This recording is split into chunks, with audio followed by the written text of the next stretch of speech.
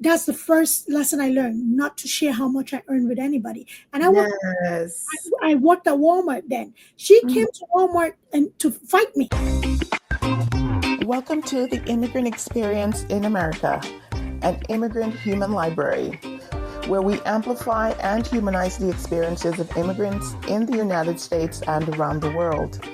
Listen in as we add another story to our immigrant human library. People go into therapy and say, "Oh, I'm in therapy." However, if you're not being truthful with yourself, who you are, how you react, what makes you you, what has made what your buttons are, okay, and how you can better handle that, you're not going to gain anything from it. So, me saying therapy does not mean go there and lie to yourself, because you're lying to yourself. Because at the end of the day, the therapist is being paid. Just say it, I right? want to send up fireworks right here. Fireworks. You are making such a big point because you know what? A lot of times in collectivist cultures, people Right. are more focused on maintaining relationships with people.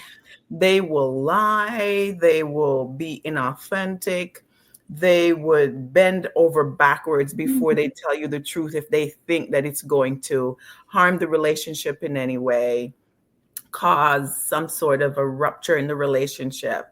And it's a big deal for people to grow out of that personality and way of operating. I'm Mhm. telling you, it goes deep. So people can say they're going to therapy, but they're telling you a story that they believe and they're not going deep. And so you are underlining such an important point there. It's so don't bother to go to therapy if you're just going to play games and you're not going to look in the mirror and really go deep and see your own behavior, your participation, how your own belief systems might be keeping you from growing. Mhm. And a lot of people are more so geared in these communities are so used to silence in collectivist and communal cultures, Mhm. and for you to tell them that they can finally speak up and use their voice is a big deal. Mhm. It's hard for them to face themselves, Mhm. yet face the cultural expectations of the people that they've grown up around, and then maybe set healthy boundaries with those people. It's huge. Listen, oh, I'm walking through that right now. So but that is so like fireworks right there. Like people, it's not easy for these people to literally like be honest and be authentic. It's a Yeah, journey. it is. There's such a need in nursing. Like talk about the lack of ample, how do I call it, number of nurses, doctors, the crazy. I heard Yeah. statistics about like how many doctors are leaving the practice, suicide rates, Yeah. burnout, crazy. Like, what are some of the realities of being in medicine in the US? Yeah. So that reality is grim. And it's all is self-inflicted. I call it a self-inflicted injury. The reason why it is self-inflicted, again, this is why I have my platform on Shelling Medicine, is that we live in America. America is very much a capitalist, system of, you know, transaction business, whatever you want to call it. So, healthcare has focused more on the investors rather than the care aspect of things. So, we often have these very rigid policies, right? People go into medicine, nursing, whatever, right? Physical therapy, occupational therapy, all of these areas of care to really make an impact on people's lives. However, when you put such strict, stringent rules where a doctor can only spend 15 minutes with a patient because they have a quota to meet, if the doctor truly wants to make a difference, how can they make a difference? Hmm. Right? So I'm finding a lot of healthcare providers leave their medical licenses, the traditional modern medicine healthcare licenses, to really practice in the holistic integrative aspect of things. And even in that environment, they're barred from using certain words. So Really? they can use treatment, they can use cure, they can use certain things, right? So again, most people that I find are finding more fulfillment in integrative, using holistic practices and integrative medicine to really, really treat and sustain that human experience, right? The doctors that are doing great things in modern medicine, and if we can ease up and just let people practice in a way that brings them joy, I think we will retain a lot of doctors and medical practitioners in general. Let's come into nursing a little bit. When you hear nursing shortage,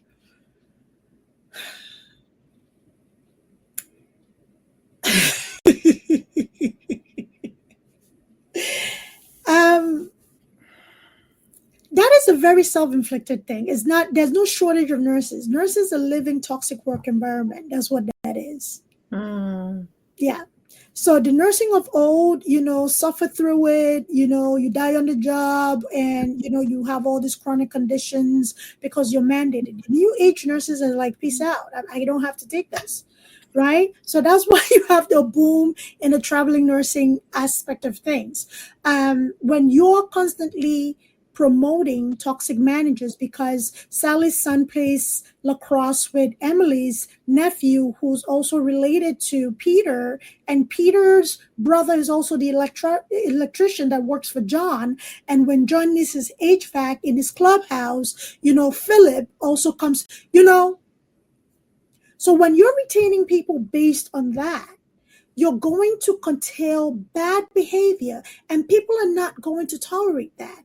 People get fired for speaking up just because, right? And you have HR, unfortunately, cannot do much, because you know what? The higher ups have a personal relationship with this nurse manager or this director or whoever it is. So that is why there is a nursing shortage. And you'll have nurse extents brought from Philippines and, from India, the model minorities that will tolerate everything, right? So they come from countries where when it comes to labor laws, is not as strict as the American labor laws. So there's a nurse that strictly works with foreign nurses to help them understand that, no, you don't have to work 7 days straight, 12 hours shifts. That's against the law. But because they don't know any better, these nurses are utilized, right? And also, they're not as, the healthcare systems that train them is not as advanced as the American healthcare systems. So you also still find errors and, unfortunately, mortalities when people are forced to work 12 hours, 7 days a week. That's crazy. I Yes. didn't even realize people are doing that, because I always thought it was like 3 on, 4 off, or is it 4 on, 4 So that 7 is days? the tradition. Wow. That's the tradition, right? That's the schedule. 3 on, 3 12s, or 4 10s, right? That is basically how it's broken up. But if you don't know any better and you subscribe to this mindset of being the model minority, they'll tell you they prefer you. You are the better one. The Americans are calling out. You see the Americans are refusing to come in and pick up an extra shift after working 4 nights in a row, right? At least you don't say no, right? So come in, and at the end of the week, we'll give you pizza, right? So it's the mindset and the behavior that perpetuates nursing living bedside. Most nurses want to stay bedside to take care of their patient. However, if the work environment is not one that is healthy, is one that is sending them to their doctors and they're losing hair and all these things is happening, and the doctors are actively telling you you might want to change jobs, that is a problem. So let's refocus on creating healthy work environments, and people will have longevity. It's just that easy. So again, nursing shortage is a self-inflicted injury. Nurses, to stop eating your youngs. That is, stop it. It's not helping any of us, right? Don't be a bully in the workplace. That's old mindset. It doesn't work. It's not helping you. You want to retire, right? Let the people who are younger than you come in and work so you can retire and sail into the sunset. It's behaviors that continue. We know known bullies, but unfortunately they cannot be fired because they have a personal relationship with a higher up that would tell HR absolutely not. So that is what nursing shortage is. I know Well, people who are interesting. passionate, but they don't want to do it. So Wow. it was a lot. I didn't realize that angle. I actually thought it was literal. They needed people and there wasn't enough, because I know they hire a lot of nurses away from Jamaica. A lot Yeah. of teachers that come Mhm. here leave the sector in Jamaica because they can get either a green card or whatever other compensation they get for leaving and coming here. Yeah. But I didn't know that it was the actual environment, but it makes sense. That's pretty typical in a lot of American workplaces, Yeah. actually, sadly. So Yeah. the toxic work environment and the expectation that you're a machine, you just keep going, going, going. And Yeah. if you work all year, because I was just realizing, like, I was in June. I was like, man, I haven't even taken a break. I've been going for 6 months and I didn't even take a break. And I'm earning all of these leave hours every paycheck. And you feel like your boss is expecting you to just show up every week, and they frown on you taking a break. I'm like, what is this? We're not machines. Wow. I mean, even when you go in and you show up when you're supposed to, they're still not satisfied. And I Oh, think this should paint a picture, and you so eloquently put it.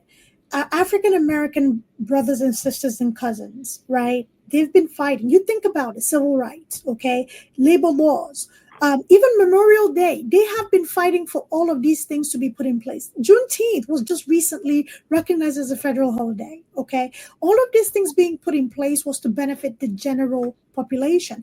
But we keep getting sucked into this mindset of being falling easily for simple praise, right? Falling easily to simple praise. Oh, at least you don't call out. That means you're not lazy. I want to be lazy. I do. If being lazy is me listening to my body and saying, okay, I need a break, I need to stop, maybe take a day off.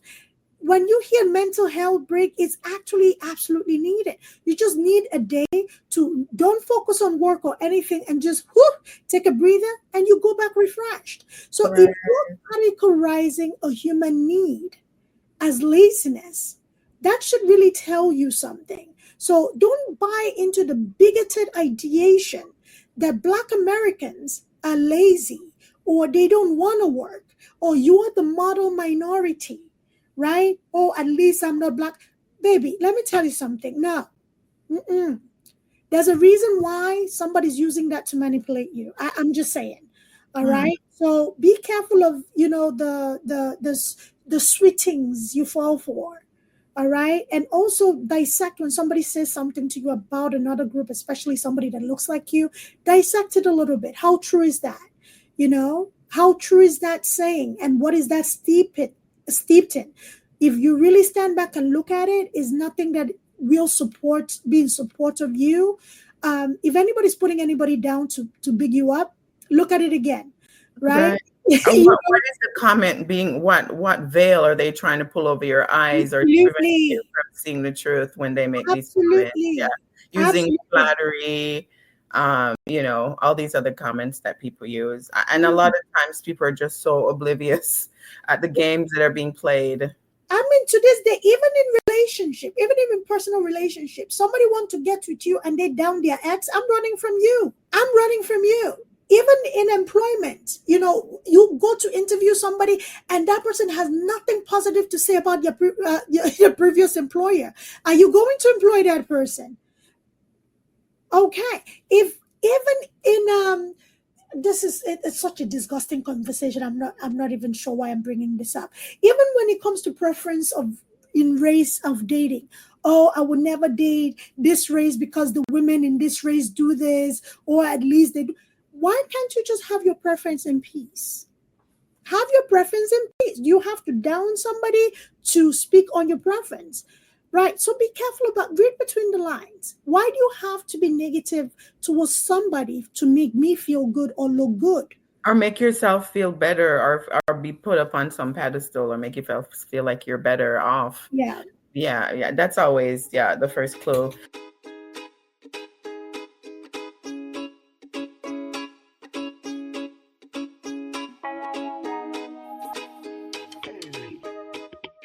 There is Come so on, much we in always catch ourselves in this there. lead. No, no, but it's so good. You shared so many nuggets about the realities of what's Yeah. going on in medicine and on the ground in nursing, and with medical providers. I interviewed a doctor who was just suffering from burnout, Yeah. and she shared some of the sad statistics about how many people are leaving the profession, and fatalities, Yes. self-harm that are taking place. And so we Mhm. don't want that. We need our doctors to be healthy. And Yeah. how scared they are to even get mental health support, because once it's on their record, they lose their license. That's Absolutely. insane. Your competency get called into question, and that is sad. That is so sad that, when you actually seek help to be better, it casts this ugly shadow over your competence, your education, and your abilities. And, while simultaneously being injured on a daily basis, when you see the disparities that still exist in today's healthcare, without you being able to intervene the way that you would naturally want to, because of all these red tapes and all these rules, regulations, and policies that are impeding you from doing that. It is a very sad reality. It is a very sad reality. And I just want to say this: doctors and nurses and healthcare providers across the spectrum are the most amazing people I've ever encountered. With that said, they're the most timid people I've ever encountered. I have so many doctors and nurses who want to come and speak their truth or just have a general conversation, because my platform is not one to attack. It's basically, okay, we've identified this problem. How do we collectively address it? What needs to change? How can we work to change it? What are you doing in your space to address this issue? What am I doing in my space? And do you need my help? And do I need your help? And whose help do we need, right? Even with that being my platform, a lot of doctors are still very timid and scared to even offer a solution. That is the problem. They're Hmm. not bashing anybody. They just have a solution that maybe this is the way to go. Maybe we should start considering this. Maybe we should start integrating, healing and healing Reiki, different healing practice, sound therapy, whatever it is, into medicine, so that if modern medicine from pharmacological intervention are just not, enough or need augmentation, we can also implement this. A lot of them are very scared. Not that they're not confident people, because of repercussion of that they fear. Because people do get threatened, and unfortunately, if you're threatened, you'll get blackballed. That means you can never work in any system of your choice or close to you. And who Wow. wants to go through? Yes, who wants to go through life or existence like that? Nobody wants to be blackballed. Nobody wants, to have all this negative energy on them for actually offering solutions. So Right. it is a real thing, Right. unfortunately. But the Yeah. funny thing is that there's so much medical malpractice where people make mistakes and errors, but then you're pushing your people past their human capacity. It would make sense that there is like a better human way of managing the work and your people versus Mm. expecting someone to work 7 hours or 7 days of 12 hours. That's mad. That's the path of least resistance. As long as there's insurance and we can easily pay this lawsuit and get it over with, that's okay. Continue. Hmm. So you would think, okay, maybe we don't want to hemorrhage money through malpractice suits and all these things. Actually, it's the path of least resistance. How many people especially subscribing to this model minority mindset, or you're the best, here's pizza, would actually leave a very hectic, toxic work environment and actually pursue a lawsuit? Out of 50, maybe about three. Okay. So it plays into that: being timid, being unsure, just wanting everything to die down so I can just move in silence and not, ruffle unnecessary feathers. Healthcare is very connected. Is connected, and people use their connection for very ugly, insidious behavior. Oh my gosh, that's That's the crazy. reality. That's the reality. So when you see people being outspoken, like what's her name? Oh my God, why am I forgetting her name? She's a twin. Um, Doctor. Someone on social media? Yes. Okay. She has plenty experience in the most prestigious. Why am I forgetting this lady's name? This is a shame. Oh wow, I'm so sorry. Just Google it. Just Google it. You have your I know, phone or it's right here. My LinkedIn is actually open. Uh, Yeah. oh my God, Yeah, we can come back to it. Yeah, so we're gonna try to. We've when you shared. yeah, when you find people like this speaking up, the one thing you're going to find as a connection is that they're actively not working in any hospital, and that is not a mistake. That is not a fluke. Because when you actively speak up, to the extent that she is actually speaking up, it ruffles feathers. It does. Um, it's not. I don't know. We've got to get somewhere. So that's why I'm focused on solutions. What is it within your healthcare system that can be improved for the betterment of humankind? We know there's a problem. We know there's several problems, but how can we find a solution so we retain nurses? We're not hemorrhaging nurses. Nursing students are actively and falling over each other, applying to your hospital or your healthcare system. Your patients are happy and satisfied with the healthcare that they're receiving because it takes the whole person into account. How can we get there? Right. Right. So, yeah. And I mean, we're paying. There's such abundance, right? Well, There's money, so why not make those healthy choices? You're gonna get paid. But I guess it's eking out every dollar for the least amount of input. I suppose that's what it is. I don't know. But that's crazy. yeah, I mean, I wonder, I heard you talking about like, encouraging other groups to not buy into all the stereotypes that they hear about other groups. And in recent years, I've just started realizing that some of my experiences in the past were like stereotypes, and I didn't even realize the whole lazy being attributed to certain groups, the being dishonest or and things like that. Like I remember being in a store with two females, one from Cambodia, one from Mexico, and we were shopping and I forgot one of the bottles of water in my cart, and then I just took it out and put it to the side, and she was like, "That's integrity." But I didn't realize that she had that stereotype, because as I got to know them further, I realized that they were pretty prejudiced. And I was like, wow. So that was her feeding into expecting that I was going to leave it in the cart, even though I didn't pay for it, and I would take it. Right. So two of them were just standing there watching, observing to see what my response was going to be. But I mean, it's amazing other minority groups, how they are so biased and stereotypes against other groups. yeah. So, drop some of that, educate yourself, and a lot of times they play along with it because I don't know, they feel like they're better liked. And I mean, but shame on you for like living and putting up with that. Something's wrong and you go home and whatever you think you're gaining, it's going to come back and bite you. I promise you. It is. And I think it's a very individual thing because, again, you cannot take on a community.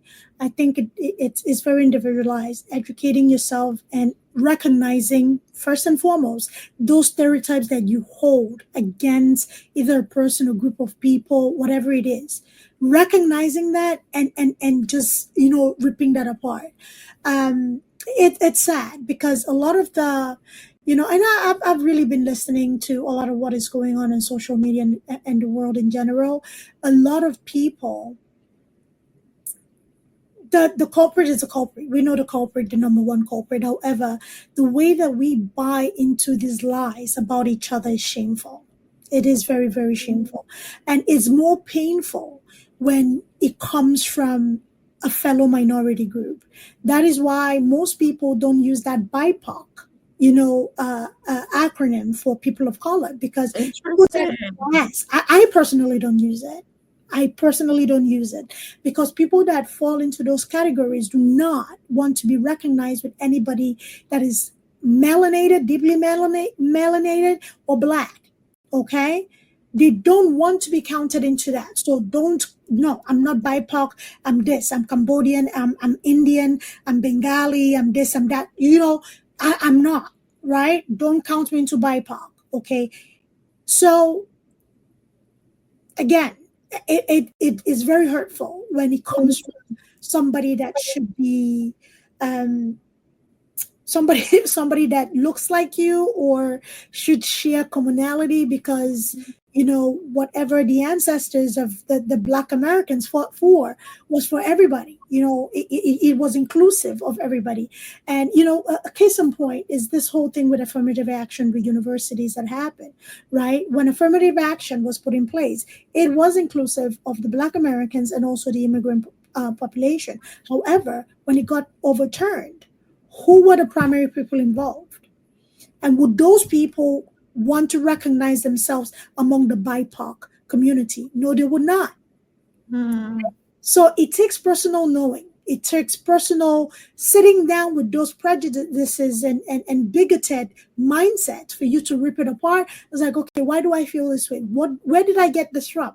Where is the source of this? And it's very important that we don't generalize. Again, we've had very ugly experiences with different set of people. I've had very bad experience, very humiliating experience with an Indian woman that was darker than me in the workplace, right? But I have very close relationship with fellow Indians that look like her, darker than her, or lighter than her. Because again, I'm not generalizing all Indian people are the same. I'm not generalizing all Pakistani people are the same just because I had a bad experience with one. I'm not generalizing that the African American girl that when I first came to this country and became independent, that was somebody I considered a friend. But that is somebody that came to my job to fight me because she felt like my check was bigger because I was coming to work every day and she wasn't. So when that's the first lesson I learned, not to share how much I earned with anybody. And I worked at Walmart then. She came to Walmart and to fight me, physical, punching everything. So does it mean I don't have a lot of African American people in my enclave? Most of my close business associate, personal friends, and my circle is very small. Are African Americans that value me. And then she started making threats to me, disguising a voice like a man that she was stalking me and that she was going to, beat me up and, do this to me and all these things. I knew who it was. She called it from a private number, right? No, that's an example. I'm sharing this with you, right? But you didn't let that experience because that color is the rest of your world moving forward. Yeah. What is a you problem? Seek help, girl. Get help. Get help. But unfortunately, not everybody has the same level of emotional intelligence or able to work with therapy so that they can get past that. We're just humans, and when we're harmed by one, unfortunately, we take that experience as we experience others who look the same or maybe from the same place. That's just human. That's how it happens on a simple level. It takes work to then work through that. So you have that emotional intelligence to say, let me leave this experience with this one person over here and then open my heart, be open to a new experience with possibly with this other person. It's not always easy when you have re-injury after re-injury and so forth. Yeah. So we're very privileged. Too. We're maybe very my personality has a part to play in that because I'm not a person that holds grudges. Yes. If you've offended me to the point that it affected me, I will burn that bridge to a crisp. You don't even exist. Yeah. That is me as a person because I'm very lighthearted and I like my environment to be such, right? So if you don't need to be in my life, you're off. I've cut you off because I don't have time to sit down and say, oh, someone did this to me. I can't imagine I'm going to get her back. It's not me. There's so much to do in life. Maybe that's why I'm so busy because I have room to do a lot of stuff. I don't have time. Right. Yeah. When you offload emotional energy, it does free you up mentally and emotionally and otherwise. But not everybody's there. It takes work and it's a privilege to be able to find a therapist, pay for a therapist. All of this costs money. Some people are in dire straits where they can't even consider paying for a therapist when they have home and other expenses that are more immediate, families to take care of, and they don't even know how to even get to therapists. It's not a part of their culture or mindset, you Yeah. know. But the So community um, resources, with that said, the community resources, just, look for something within your community that actually offers these services for free. If you can't pay for it, the yeah, non-for-profits that actually sponsor this level of services, that even community centers within your state, I can speak for, I've thank goodness I live in states that are very democratic and they believe in these things, right? The states that actually have sponsored programs where these services are free. Check with your health insurance company because even some health insurance companies offer this service for free because at the end of the day, if you maintain your health, this comes from my case management experience, so I'm preaching a little bit. If you're able to self manage in the community, it reduces the likeliness of you being hospitalized chronically, which will cost the health insurance more in payout to treat you. So if you're able to avoid a psychotic break by having appropriate mental health support, they will pay for that. So look into your health insurance company, look into your community-based programs, whether it's your state, whether it's non-for-profit within your state. These services, people understand that people may not have the funds and the time to dedicate to finding or paying for talk therapy or psychotherapy of sort. Look within your state, your community, to see if there's such resources available and is worth it. right. Yeah, it's definitely worth it. That's good encouragement for people. So we're gonna try to end on a light note, Yeah. right? Can you tell me about any sort of faux pas that you committed throughout the time you've been here? You've been a professor, you've developed an app, you're very versed on what's going on in the medical field. You've studied in the US or even in Nigeria back and forth. When you are here and then you go back, you might have commit some sort of a social faux Yeah. pas that you're like, oh wow, I didn't realize you guys were going to take it that way, and you laugh about it today. Anything humorous that you made, any mistakes you've made over Huh? the years, Humorous. or if it's not humorous, it's fine too. Is there any mistakes that you made that you've learned from, any faux pas you've committed over the years? So there's this saying, I forget what movie, is a quote like, if it's not friend, why is it friend shaped? Right?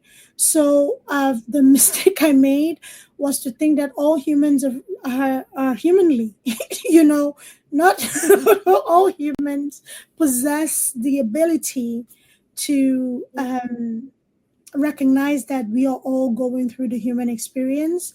So I've been in a position where I had expectations of people, which I don't. Mhm, When I mhm, start out with humans, everybody starts out of zero, and I keep it at zero for a very long time, mhm. right? Zero expectations of people. That is, I've been disappointed when I expected people to extend the same grace I extended to me, or at least be truthful. Everybody, humans have a degree of a need to be selfish for their own skin. Where I've sacrificed my own skin, I've set myself on fire to keep other people warm. So that is a faux pas, I think, a life lesson that sticks with me um, every day. So I encounter everybody as zero. I lead with my heart. I'll give you a reason to show me that you're not trustworthy, or I shouldn't hang with you. So I'm like, okay, thank you. So Right. Yeah, no, and I think I've made plenty of times made those mistakes as well.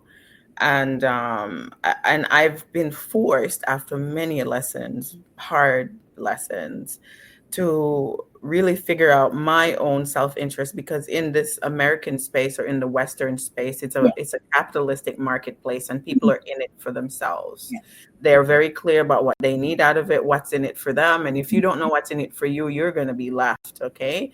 And especially like doing this podcast, people want to show up. Everybody want access to the platform. They want to, there's money to get this going for 3 years that we've done it for free. And the minute you start saying, okay, well, we can't continue, we need support, you can support our Patreon, or we're going to start charging certain types of people to access our audience. people don't want to pay, but they'll take it for free. I've actually had to learn that I have to now upfront like build in what I'm getting back out of this, or else I'm going to be doing this for another 3 years for free and I will get no returns on it, right? And so a lot of times we come in because we come from communal societies that everybody give and everybody give and Mm, everybody cup get filled. You mm, share energy, and if everybody keeps pouring, mhm, everybody's cup gets filled.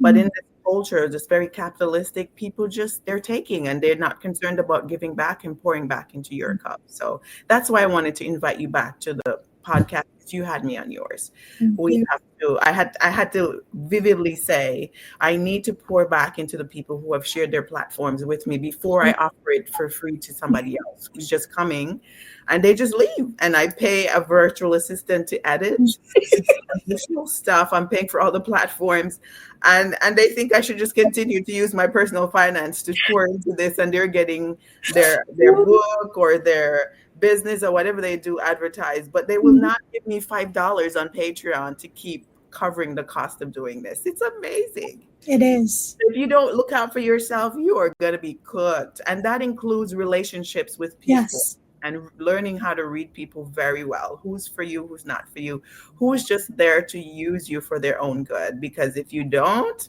Mm. it's like they're going to eat you alive, unfortunately, right? Yeah, they'll eat your bones and all. Nothing will be left, and that is, I think I had to contend with that. Just like you stated earlier, coming from a very communal culture where people kind of like pour into each other. I grew up with my aunt Antimwa, who recently just passed away. The one thing that I really love to do, Jamaicans call it the countryside. We call it the village. One of my favorite thing to do was to, go to the village to visit her. And the one thing that stuck with me with the memory, that childhood memory, was the community barter trading. So she farmed a lot. So she would exchange cassava for periwinkles or, snails or fish or whatever, even whatever protein, right? So I got to see how people would refer. It's like, oh, I don't have this today, but however, whoever asked me if I needed whatever, and they have this, so maybe you can take this to them because they have the spare of this to give you, It's right? bartering, It was battering. It's exchanging that whatever you community have. battering, right? That trade by batter. And, that is how communities survive, because they trust each other to have each other's back. Like, I know this is coming from your back garden, your farm, or whatever, and you have this need right now. So I will step in and, give you this, because even if you don't have anything to exchange right now, in the future, I may need something, and I know you definitely will give it to me when you have extra.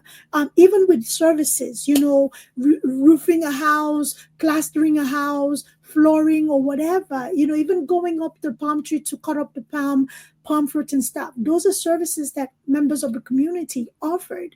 So that is the mindset that I grew up with. Even in the city, there was something similar, but not quite on that, goods trading level. So when you come from a mindset like that and you come to a community that is very much, what is in it for me? What do I get out of this upfront? Or, there's a saying that if you're a giver, understand that also takers in the world. The takers will always take, right? Yes, As true. long as you have to Very give, the true. takers will always take. So I think it's a matter of, just being smart and looking at the community and who's existing and operating within your space, because not everybody is operating within your space. And we find ourselves in trouble when we try to force ourselves into spaces that do not want us there, or we expect people from spaces that do not want to be in our space. So find your tribe, find your people, find people that you can build with, find people you can grow with, and grow. And if somebody's telling you you're not my cup of tea, it is okay. Respect it. Respect it. Okay. Even if you don't have that mindset to exclude somebody, that person has every right to exclude you. and you don't have to kick and scream about it. And you have the choice. You have the choice as well. You don't have to accept everybody. You have the choice to choose to say, I'm an I have this much energy in a day, and I vibe well with these types of people, and I'm going to choose to maximize my space. You do have that choice too. People think that they have to say yes to everybody. Why are people in the communal collectivist community so afraid of boundaries and saying no? If you say yes to everything, like, my gosh, the confusion. You have to learn to make a choice around, your own little, maximize, right? Yes, What's absolutely. And no is a complete sentence. You don't have to explain no's, okay? Just to put that out there. No is a complete sentence. N-O, full stop. That's a complete sentence. You do not have to explain. I'm saying no because nobody asked you. Nobody asked you all of that. No. If you want to say no, this is not the right time, opportunity, go ahead, okay? No is a complete sentence. You can say no, you don't have to say yes. I think we deplete ourselves when we feel, is this people-pleasing thing? When you're a people pleaser, you feel you have to say yes, and at the end of the day, your cup is empty. You have nothing left for you. No is a complete sentence. Utilize it, own it, flex it. No is a complete sentence. All right? So we'll choose to end there. This has been such a pleasure. Oh my gosh, we could talk for more hours. We could. This has been so rich. I'm looking forward to getting this edited and shared on our podcast platform and other places. Thank you so much, Idongesit. Yes.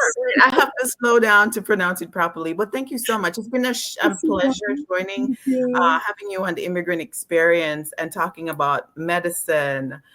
We talked about so much, relationships in the U.S. and studying in the U.S. and being a professor, and the challenges that come along with that, and the challenges that medical practitioners are facing today, right?